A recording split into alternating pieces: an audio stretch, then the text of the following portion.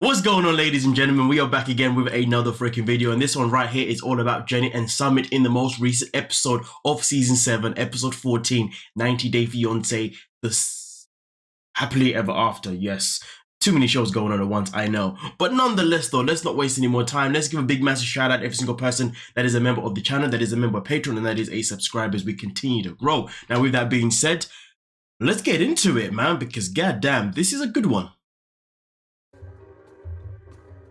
I set up a virtual meeting today with an immigration lawyer to get a visa process going for Sumit so I can get him to America. I feel bad for going behind his back, but I don't want to scare him by telling him I'm starting this process. Do you though? Do you really though? Do you really feel bad though? You don't feel bad, because if you did feel bad, then you wouldn't be doing it behind his back. And at the end of the day, you're doing it behind his back because you want to get him to the States. And the question is though, is Sumit ever going to submit? That actually didn't even make no sense. Submit. No, there was no. Nonetheless though, will she be able to convince him to go to the States? Now that is a question, and if you ask me, hell to the freaking no. But anyway, let's see how this this conversation goes with her and the immigration lawyer. Sumit doesn't even want to consider moving to America. So if he knows that I'm talking to an immigration lawyer, it might upset him. How hard do you think it'll be for me to get him to America?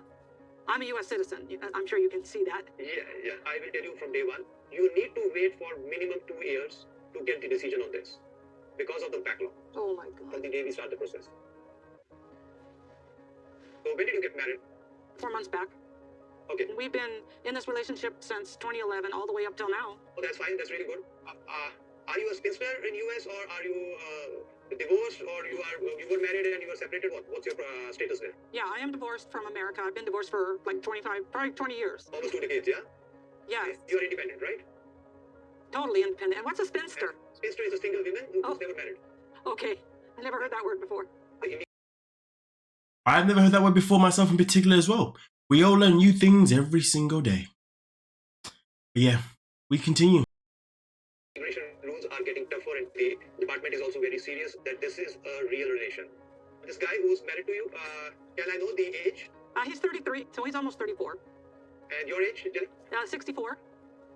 Oh, okay. So, big age gap, yes.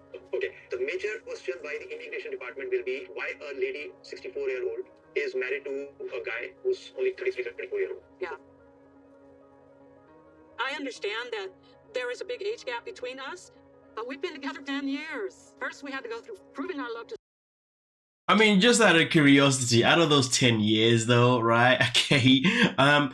How long have you been with him physically? I think that's a question that would probably be asked. And of course, that question that would have to come with proof as well. Pictures that have dates on them, maybe a ticket, passport, or whatever it could be. So it was obviously, at the end of the day, you can be in relationship with someone for 10 years via the web. But if you've only been in relation with them for maybe 2 to 3 years, something like that physically, that might not necessarily work in your favor. But I don't know. All I know is that when it comes to the immigration in America, it is getting stricter and stricter by the minute. So therefore, I can expect them to be asking such questions like that. But anyway, we continue. Sumit's parents, and now we have to continue doing it for immigration. I mean, we've stayed together for this long. There's a reason for it. Obviously, we love each other. So are you staying with his parents' family, or you are staying separately, both of you in separate home? Now, we are separate in our own house. That's fine. So in the rental agreement, you both are as couples, right? Yes, we are. So how often they visit you, the parents? Not very often. Okay. They won't interview his family, will they? They can. There's their own call. If the officer wants. Imagine they do though. Be looking peak. Okay. So what's the reason of asking this? We married without telling them that we were going to be married because they don't want him to marry me because of the age gap difference. They don't want him to be married to me, obviously. Have they ever opposed legally to the authorities or police or somewhere that they have filed a complaint on their son's relation with you? Why I'm asking, because once we will apply for his visa, at that point of time, he will need to give me his police clearance certificate. Yeah. If at all there is any complaint, then he will have a problem of getting the PCC issued. I mean, I don't believe there's any complaint, but I guess I should ask him and double check. That's important. Here's the thing, there may not be a complaint right now, but there could be a complaint once the family knows that this is something that is going to happen. But of course, this isn't going to happen without Summit's permission, because obviously he has to give the go-ahead that he wants to move to America. As long as he doesn't say that he wants to move to America, obviously this is going nowhere.